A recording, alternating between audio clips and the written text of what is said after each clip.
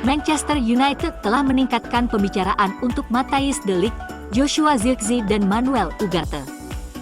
Pembicaraan sedang berlangsung antara United dan rombongan de Ligt, sementara klub juga telah melakukan kontak lebih lanjut mengenai kesepakatan untuk Zirkzee dan Ugarte dalam 48 jam terakhir.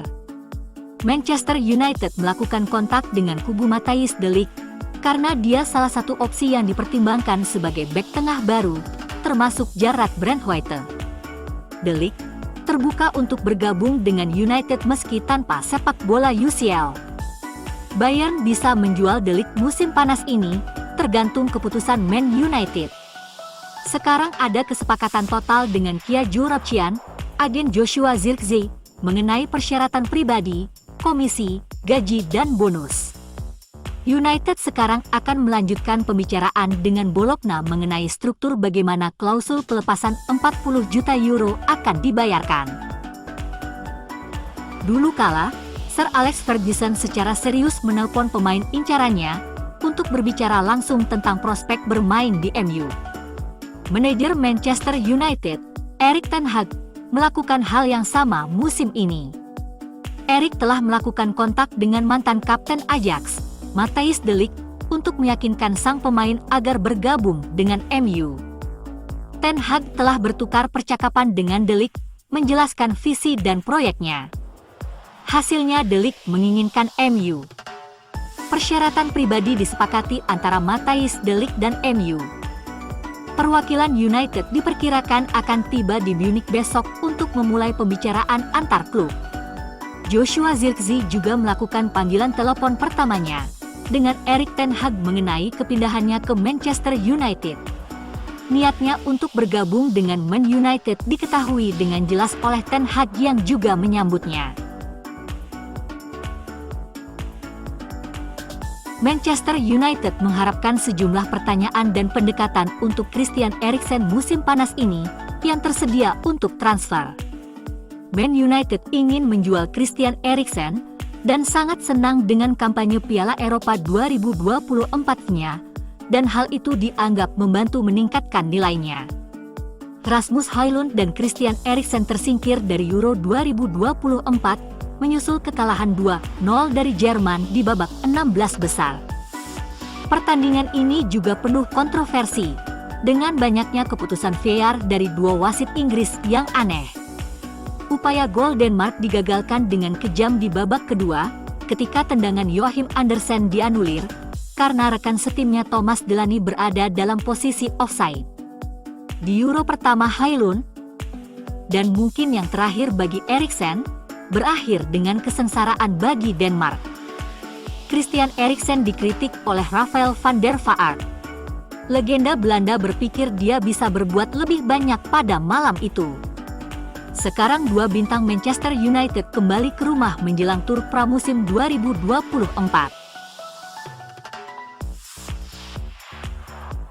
Pemain sayap Manchester United, Alejandro Garnacho, membuat debutnya di Copa America pada hari Minggu, saat juara dunia Argentina mengalahkan Peru 2-0 dalam pertandingan grup terakhir mereka.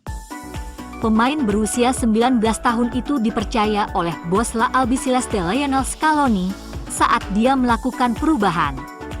Rekan setim Alejandro di United Lisandro Martinez, yang bermain setiap menit dalam dua pertandingan pertama Argentina di Copa America, kemenangan atas Kanada dan Chili, diistirahatkan untuk pertandingan melawan Peru di Stadion Hard Rock di Florida karena mereka sudah lolos ke babak 16 besar.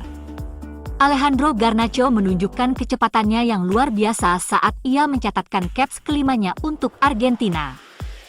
Garnacho bermain selama 66 menit dalam kemenangan tersebut, yang diselesaikan oleh 2 gol di babak kedua dari penyerang Inter Milan, Lautaro Martinez. Ini merupakan pencapaian penting lainnya bagi pemain bernomor punggung 17 United, yang mendapatkan caps pertamanya untuk Argentina pada Juni 2023, setelah menembus tim utama The Reds. Garna dan Licha harus menunggu pertandingan Senin di grup B untuk mengetahui lawan mereka di perempat final. Siapapun dari Venezuela, Meksiko, Ekuador dan Jamaika yang menempati posisi kedua di grup mereka akan menghadapi Argentina di Houston pada Kamis 4 Juli.